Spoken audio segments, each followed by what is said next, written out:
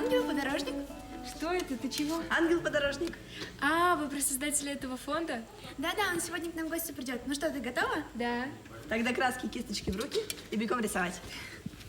Чувствую себя хорошо, я уже привык, в принципе, поэтому всегда приятно, когда можно рассказать про свою работу, про волонтерское движение. А ваш портрет когда-нибудь писали? На моей памяти меня никто еще не рисовал. А какого вопроса вы боитесь? То никакого не боюсь. Я считаю себя свободным, честным человеком, и мне бояться, в принципе, нечего.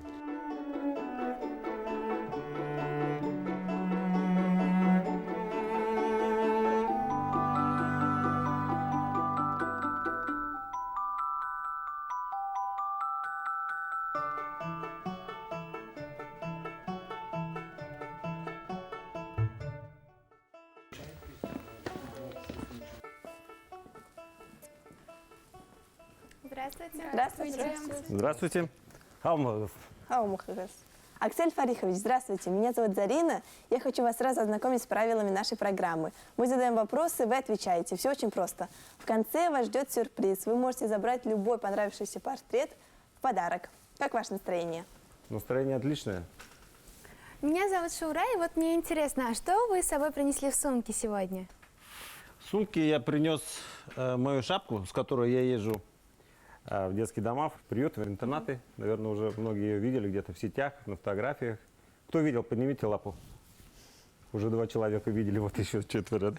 Так, и башкирскую шапку, которую, я надеюсь, тоже уже буду с ней тоже ездить, рассказывать ей про нашу историю. И плюс у меня есть наш волонтерский флаг. Тоже флаг «Ангел-подорожник», социальный волонтер. Такой цветастый. Можете его тоже А рисовать. почему вы выбрали такой дизайн? Ну, я сидел, думал. Ну, во-первых, у нас эмблема такая желто-зеленая. Изначально был ангел нарисован. И вот под этот цвет. Расскажите, а как пришла вам в голову идея назвать ваш проект именно так? Благотворительный фонд назывался раньше «Дорога к детям». Он был открыт в 2005 году. И долгое время мы работали так по настроению, можно сказать. А вот где-то в 2013 году, когда я приехал из Германии, я год там изучал языки, смотрел, как живут люди за границей. Я решил развить здесь волонтерское движение. И одна девочка нарисовала нам эмблему ангела. Вот. И так получилось, что мы сначала называли наших волонтеров подорожники, то есть по дороге к детям. А потом уже посмотрели, таких похожих названий очень много, и мы вот этого ангела, который уже у нас был на эмблеме, и к нему прибавили слово «подорожник», получился ангел-подорожник. Чему вы научились, будучи волонтером? Здесь, в Башкирии, в первую очередь, я научился коммуницировать с людьми. Это получилось совершенно неожиданно. Когда я начал ездить в первый детский дом, а потом во второй, начали присоединяться люди, и мне уже необходимо было с ними общаться, выстраивать какую-то работу, собирать их в группы, разговаривать также и с руководствами этих учреждений. Это такой опыт, он приходит именно на практике. Поэтому это было и есть большая школа, и до сих пор я тоже всему этому обучаюсь. А что мне делать, если я хочу стать волонтером? Да ничего не делать, сидеть на диване, смотреть телевизор, мультики. На самом деле для волонтерства ничего такого не надо необычного, просто нужно захотеть что-то сделать, какое-то доброе дело. Другое дело, как вы себя будете называть. Вы можете себя назвать волонтером или просто человеком, который хочет помогать. Ну, как правило, волонтеры, у них все равно какой-то есть проект, они организуются в какие-то группы, и ничего сложного в этом нет. А в чем заключается работа волонтера? Проектов очень много, нужно желание увидеть вот эти какие-то проблемы в социальной жизни. Начиная от помощи бездомным, собакам, высаживать деревья, ездить к инвалидам. Тут очень много вариантов. Вы можете даже в своем доме узнать, где живет бабушка или какой-то инвалид. По-любому они нуждаются в общении. Договориться, прийти, вот также порисовать, его нарисовать, подарить картину, вот и все волонтерство. Да. То есть вы уже сделаете такое для него доброе дело. А хотелось бы вам уехать из России и жить в другой стране? Мне хочется жить в разных странах постоянно, потому что земля круглая, и это очень интересно, когда ты куда-то приезжаешь в другую страну, начинаешь общаться, поэтому хочется набрать больше опыта, общаться с людьми с разным менталитетом, выучить много языков. Я считаю, это нормальное явление.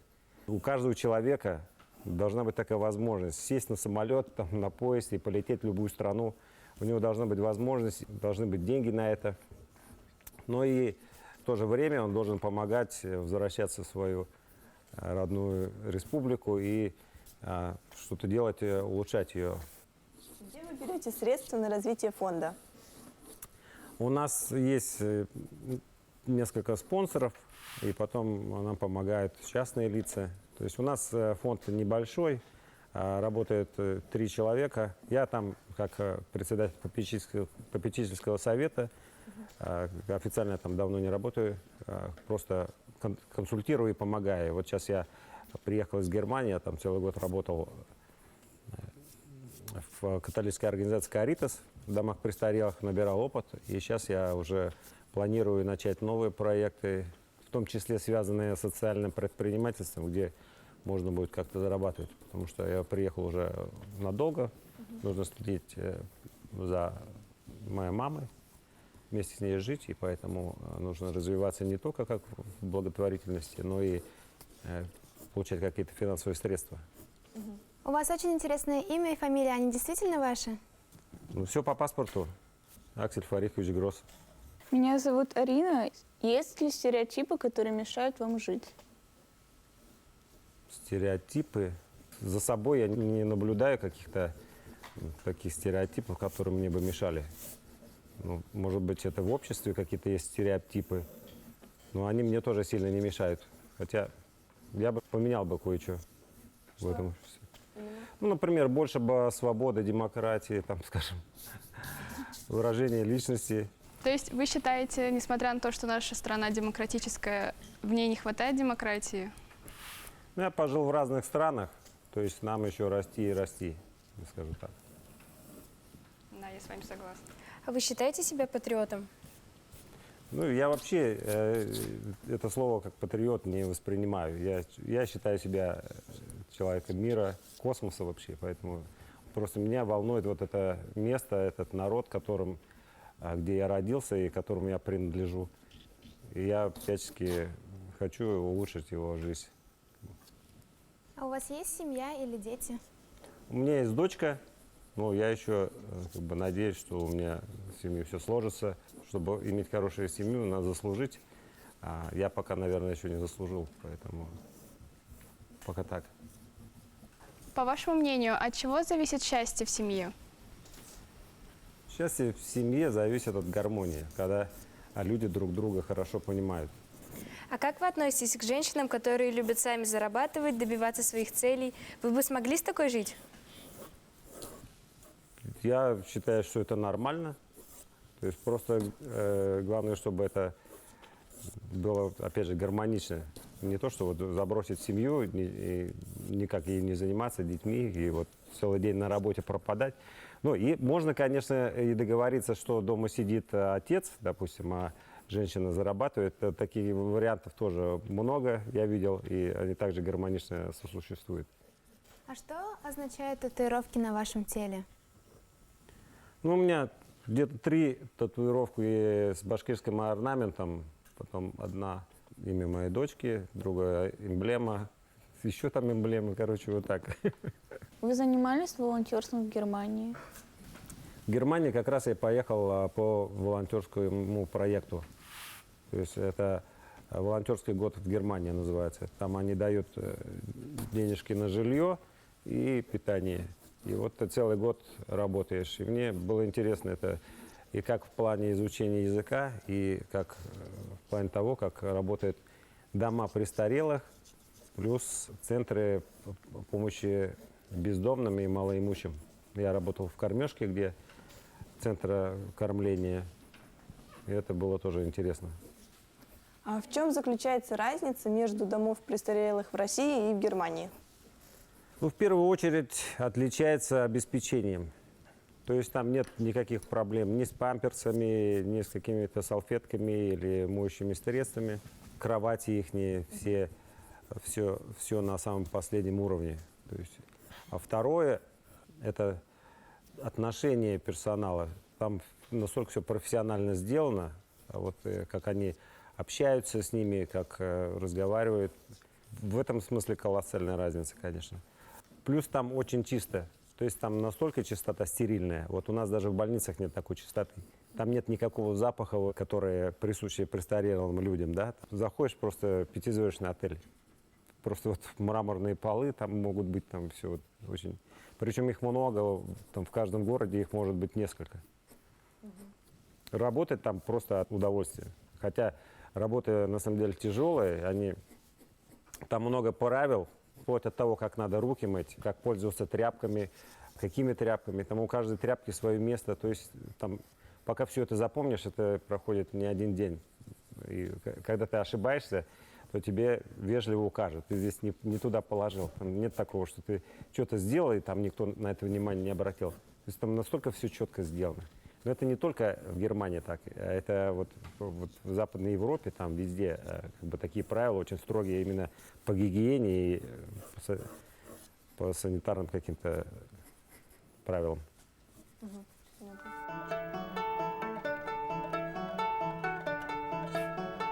На самом деле для волонтерства ничего такого не надо необычного, просто нужно захотеть что-то сделать, какое-то доброе дело. Начиная от помощи бездомным, собакам, высаживать деревья, ездить к инвалидам.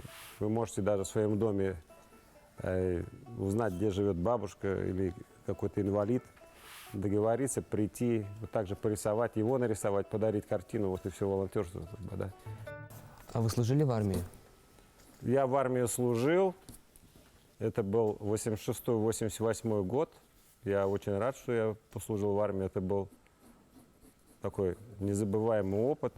2 года в Казахстане, на Каспийском море. Было очень весело, в кавычках, потому что это был стройбат. Я даже хотел приехать написать книгу, но, как обычно, мне это быстро наскучило. Но я еще многое что помню, что там происходило. А можете рассказать самую интересную прям историю? Ну, самое интересное и вот такая самая безобидная история, это когда отец приезжал туда в армию, на самолете прилетал, потому что на поезде туда было через пустыню ехать долго. Это назывался город Шевченко, и он оба раза привозил гуся запеченного с яблоками. И я на его глазах этого гуся с яблоками съедал полностью, и он там сидел, чуть слезами не обливался от жалости. На какие темы вы не могли разговаривать со своими родителями? В одно время я курил, выпивал. На эти темы я с ними вообще не разговаривал. Хотя они мне говорили, там не надо. Ну, в итоге я все это бросил. Сейчас я вообще не употребляю, рад и вообще рекомендую всем, вообще даже ни капли и не пробуйте, не начинать. У вас совсем будет другая жизнь, более яркая, цвета совсем другие в жизни. Я так понимаю, вы любите путешествовать. А сколько языков вы знаете? Ну, я так слабенько могу на английском изъясниться, на немецком чуть получше, и русский. Ну, я вот, например, когда был в Доминикане, поехал дикарем, никого не зная, прилетел в аэропорт и сел на автобус, доехал до границы, 500 километров с пересадками, ночевал в каком-то городе. Там на английском тоже никто толком не говорит. А в итоге я туда приехал, нашел там католическую церковь, и они мне помогли, познакомились с приютом, куда я потом ходил целый месяц и занимался с детьми. Да. Я с ними разговаривал немножко на английском, они тоже немножко на английском разговаривали, вот эти пасторы католические. И в том же приюте были креолы, вот эти, которые пришли с Гаити. В Доминикане на испанском говорят, а в Гаити говорят на французском. И когда я приходил в этот приют, нам приходилось переводить на несколько языков, чтобы вот эти дети поняли, что я говорю. Но мы все равно общались больше на пальцах, друг друга с детьми прекрасно понимали, там рисовали также, и было интересно вообще. А насколько я знаю, вы же по национальности башкир, а почему не разговариваете на башкирском? Я считаю, вообще каждый башкир должен на башкирском говорить. И, к сожалению, так получилось, что я учился только вот в русскоязычной школе. И мои родители тоже не очень как бы старались, чтобы мы по-башкирски говорили, хотя они оба башкиры. Вот. Поэтому, если у вас есть возможность, вы говорите, учите. Если у меня еще будут дети, я их обязательно отдам в башкирскую школу с башкирским уклоном. Это просто 100%. А понимать я все понимаю. И когда есть возможность, как бы, мен башкұртсақ решаргает тырышам. Ну, тем более, когда раньше я ездил все время в деревню к своим родственникам, там я постоянно только на башкирском говорил. Ну, потом эта практика немножко прекратилась. Я бы хотела узнать больше о вашем детстве, о ваших родителях и вашем воспитании. Честно говоря, я думаю, что мое детство было довольно-таки интересное, активное. И мы все время играли на улице, уходили в лес на целый день, возвращались поздно вечером. Или, например, играли в хоккей в мороз. Когда нас в школу не пускали, там слишком холодно, 30 градусов, да, школа была закрыта, например, а мы в это время, на самом деле, все собирались на улице и играли в хоккей. Поэтому это было довольно-таки смешно. Ну, родители у меня всегда работали. Мама в детском доме работала, отец на заводе. У них было очень мало времени, честно говоря, нами заниматься с сестренкой. И мы росли кто как мог, в принципе. Ну, я считаю, что получилось неплохо. Чем для вас пахнет детством? Я бы сказал, что мое детство пахнет селитрой и карбидом. Потому что мы все время там где-то находили селитру, делали из них ракеты или карбид. Ну, извините за выражение, воровали на автобусной станции и взрывали бутылки. Поэтому это было у нас такое хулиганское немножко детство. Там что мы только не делали. Какой самый важный урок вы вынесли из детства?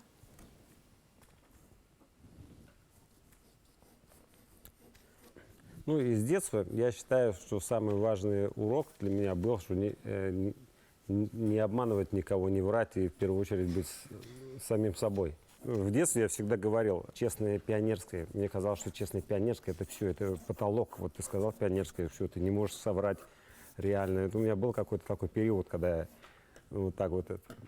Ну, потом это уже прошло, и я понял, что на самом деле просто надо говорить так, чтобы люди видели, что ты не обманываешь и говоришь честно. Какого цвета у вас глаза? Я думаю, серые, наверное. На что вам не хватает смелости? Ну, скорее всего, не смелости. Мне не хватает времени, наверное, и, может быть, где-то финансов. То есть я хочу прыгнуть с парашютом. С аквалангом я нырял много раз на 20 метров, на 25. Я бы еще полетел в космос. Ну, наверное, это нереально. Я бы вообще на Марс полетел, если бы мне кто-нибудь дал добро. Если я обратно даже не вернусь, мне это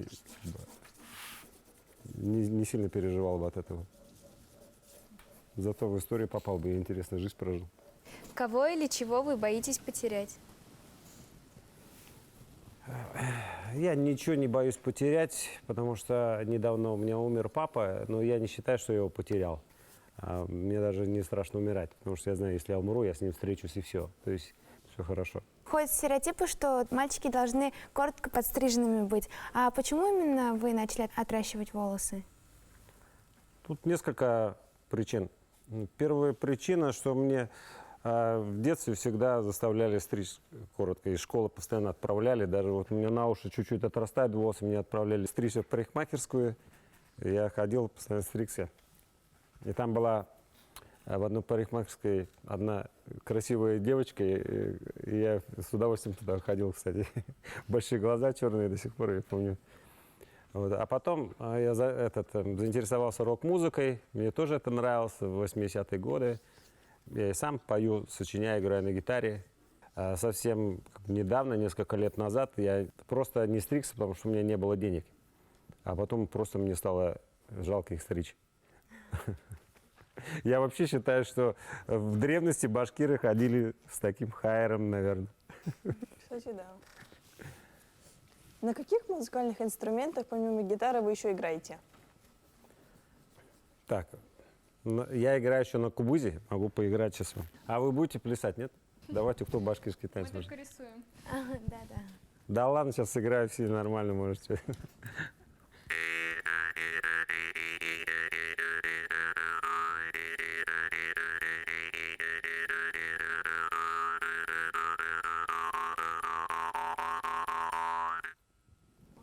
Круто.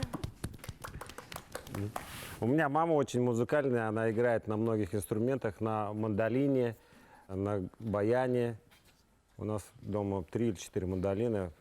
Очень приятно на ней играть и нажимать струны. Также мама играет тоже и на кубызе. Да, у меня сестра на флейте играет, сама научилась тоже. У нас зять на контрабасе играет, в Германии немец он. Вы буквально недавно сказали о том, что не можете забыть вот эти черные глаза девушки, когда ходили в парикмахерскую. А вы помните свою первую любовь? Да, это было в школе. Я был, наверное, в классе 4, может быть, 5. Был влюблен в одну девушку из соседнего подъезда. Даже не соседнего, она в нашем подъезде, на 3 этажа выше жила. Вот, и я в классе, там, в школе все время следил. Ну, вы, наверное, знаете, как это делается. Там все время, вот, там появилась, вот мимо прошла, там, в столовой прошла, вышла из столовой, да. Потом что-то она как-то из столовой вышла, зевала, что-то там жевала, и у меня как бы любовь прошла. Что-то так быстро это хватило, чтобы разлюбить ее. А вы любите фотографироваться? Не был таким любителем фотографироваться, но сейчас в связи с тем, что у меня такая работа, фотографироваться приходится постоянно. Селфи делать или вот с наших мероприятий. Когда я, например, своей дочке куда-то еду за границу, я фотографирую свою дочку. Я ее там поставлю, давай сюда вставай, чик, я сюда вставай, чик.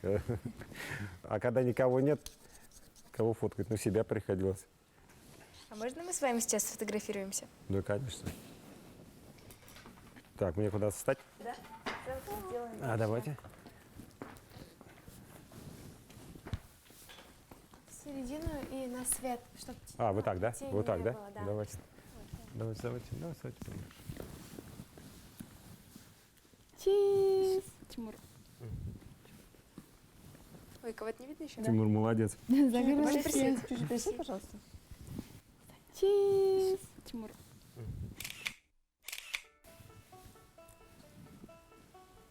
Спасибо. Все, супер.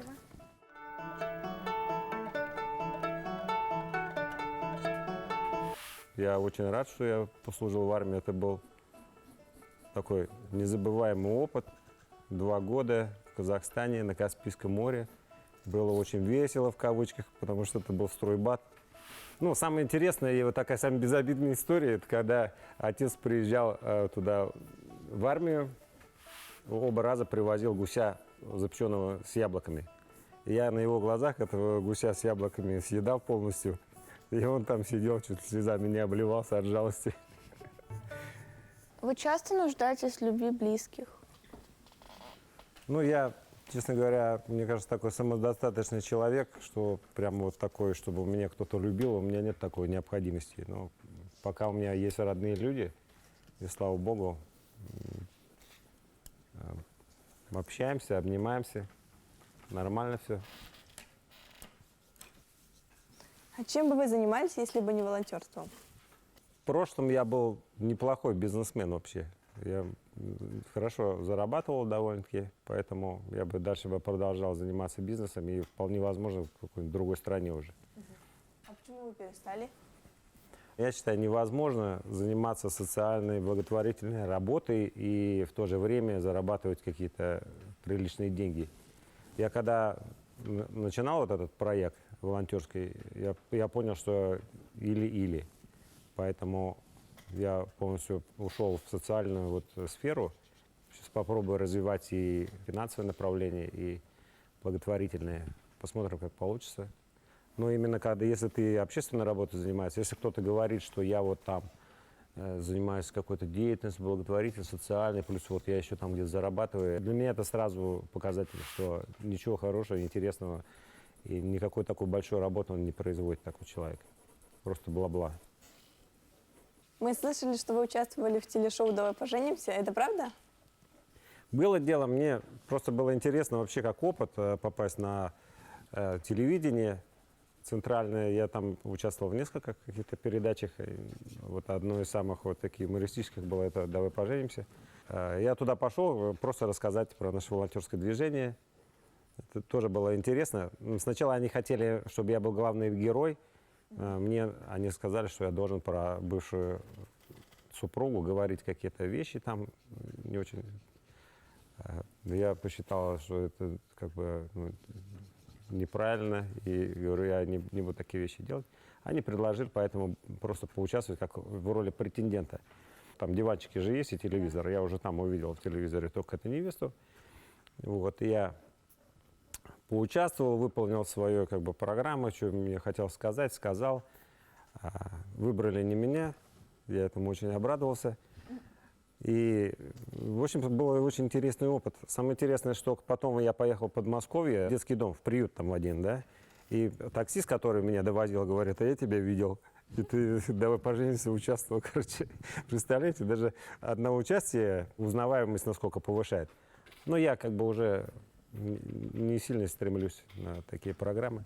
Больше хожу на интервью, допустим, где мне попросят рассказать о работе, чтобы мотивировать кого-то на работу социальную, на волонтерскую. А если не секрет, вот у кого бы вы хотели попросить прощения? Я бы попросил прощения у своего папы. Нам не хватило времени, мне не хватило времени дать ему любви. Но мой отец все равно сейчас меня слышит, поэтому я думаю, что он уже давно меня простил. На самом деле. Но вживую это было бы лучше. Какой день вы считаете идеальным? День? Да. Я думаю, что у меня все дни идеальны. Даже когда я ничего не делаю. А вообще лучше, когда человек занимается спортом. Вот в Германии с утра вставал иногда в 5 часов и бежал 10-20 километров в темноте. И для меня вот это было вообще просто вот такой кайф. А потом уже у тебя на целый день зарядка, бодрость. Ну а вечером встречи с друзьями, с родными. Желательно, чтобы у тебя там была собачка, кошка. У вас есть какой-нибудь девиз по жизни? Это хорошая мысль, наверное, надо придумать. Назовите 3 своих положительных качества и 3 отрицательных, которые мешают вам жить. Так, положительных. Положительных. Ну, все-таки я думаю, что я стараюсь максимально быть честным со всеми. А потом коммуникабельность, то есть и юмор. Вот это тоже все-таки запишем. Отрицательных. Что-то я так сильно в себе не ковыряюсь, чтобы найти какие-то отрицательные. Может быть, знаете, одна из качеств, я считаю, что я не умею считать финансы. Я все время их как-то, у меня они куда-то разлетаются, вроде бы есть, и вот их уже нету. Куда, как, и там я не могу им как-то копить их. Второе, вот у меня качество, у меня постоянно молоко льется. Я начинаю молоко лить, оно постоянно проливается куда-то. Мне ни разу не получалось, чтобы оно не пролилось. Не знаю, в Ютубе посмотреть, что ли, как молоко правильно наливать, или открывать эти коробки. Я уже не знаю, как учиться, какие-то мастер-классы взять, или что с этим делать. Ну и, наверное, вот все-таки есть вот тоже такая конкретная отрицательное качество. Все-таки я могу не совсем бываю выдержан, особенно в общении с близкими. Вместо того, чтобы, допустим, промолчать где-то, я что-то могу спылить и что-то такое. Да, это конкретно отрицательное качество, над которым надо работать. Если не секрет, когда последний раз обращались к психотерапевту? Специально я к психотерапевту не ходил, не обращался. Иногда мне кажется, что я могу сам заменить психотерапевта. Но у нас есть такая хорошая подруга семьи, подруга моей сестры. И вот недавно, когда вот это произошло событие с моим отцом, что он улетел на небо, она была с нашей семьей, и, в принципе, она такая молодец. Благодаря ей нам это более легко удалось пережить, особенно моей сестре. Такая поддержка была мощная просто. Удивительные люди все-таки бывают. Какие страхи у вас сидят внутри, и как вы с ними боретесь? Ну, страхов нет, не борюсь. Вообще не люблю бороться. Я борюсь вот с собой, когда мне утром надо встать и идти в спортзал. Вот это да. Каждый день утром встаю и обливаюсь холодной водой под душем. Читаю 3 молитвы или 4. Каких-нибудь человеческих таких факторов, как высота, пауки, не знаю, темнота? Высота, пауки. Но пауков я не боюсь, я их люблю. Ну, змей, может быть, я бы как бы ядовитую змею брать за голову я бы побоялся, например. Высота, я в армии служил, мы там с балкона на балкон перепрыгивали, там мне не очень страшно было, видать, вообще было. Сейчас, может быть, страшно было бы, не знаю, не пробовал. Что вы делаете, когда вам очень-очень грустно?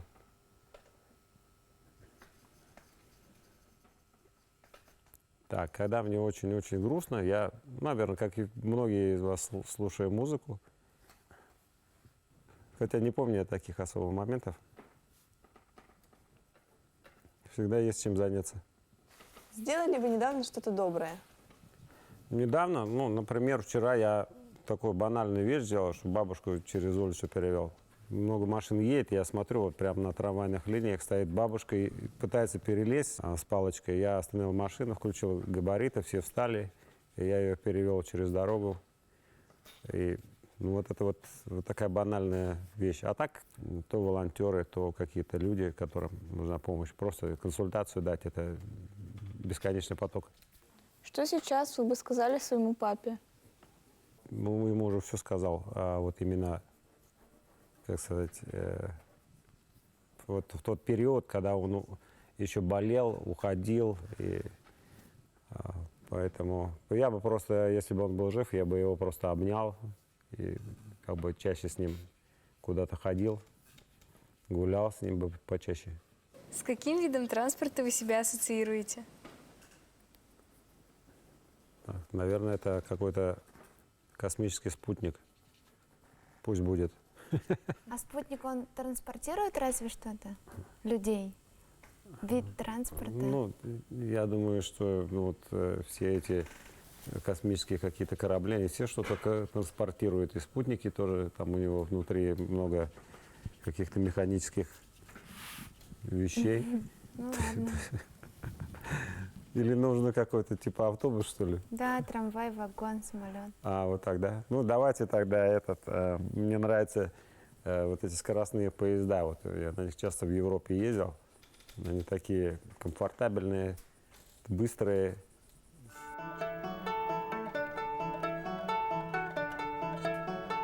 В прошлом я был неплохой бизнесмен вообще. Я хорошо зарабатывал довольно-таки, поэтому я бы дальше продолжал заниматься бизнесом и вполне возможно в какой-нибудь другой стране уже.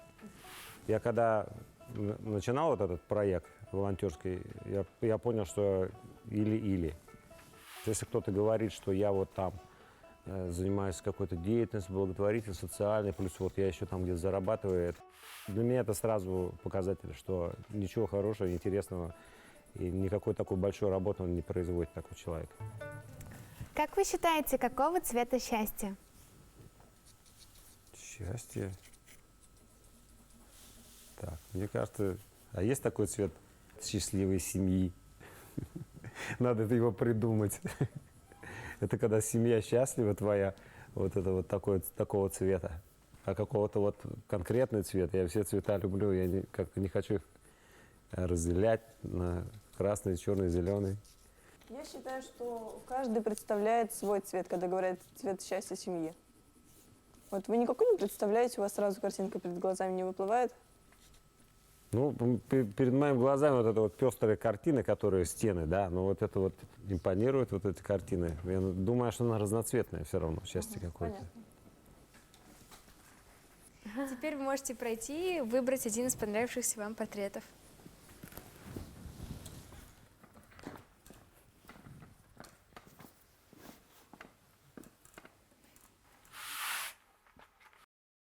Я старалась использовать больше ярких цветов, потому что общение было очень искренним. Человек очень хороший, занимается чудесными вещами, и он очень жизнерадостный.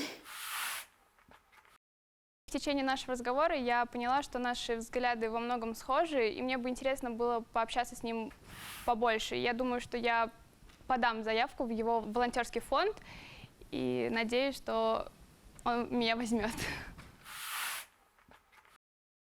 Сегодня к нам пришел очень добрый и творческий человек, который умеет играть на гитаре и на остальных музыкальных инструментах.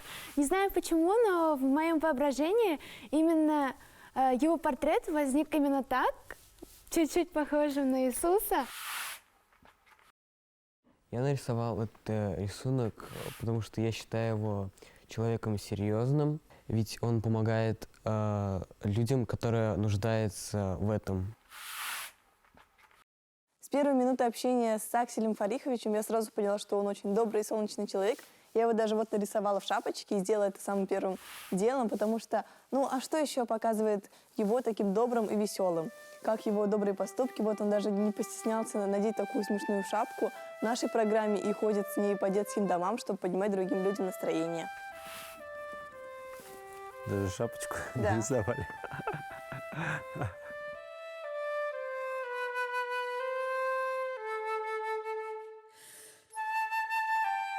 Не, ну все картины клевые.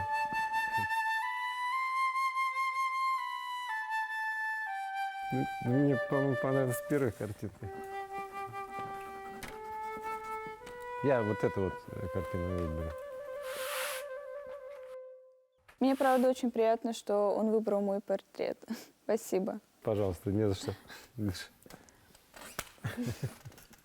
Да нет, давай со всеми. Я знаю, что все старались.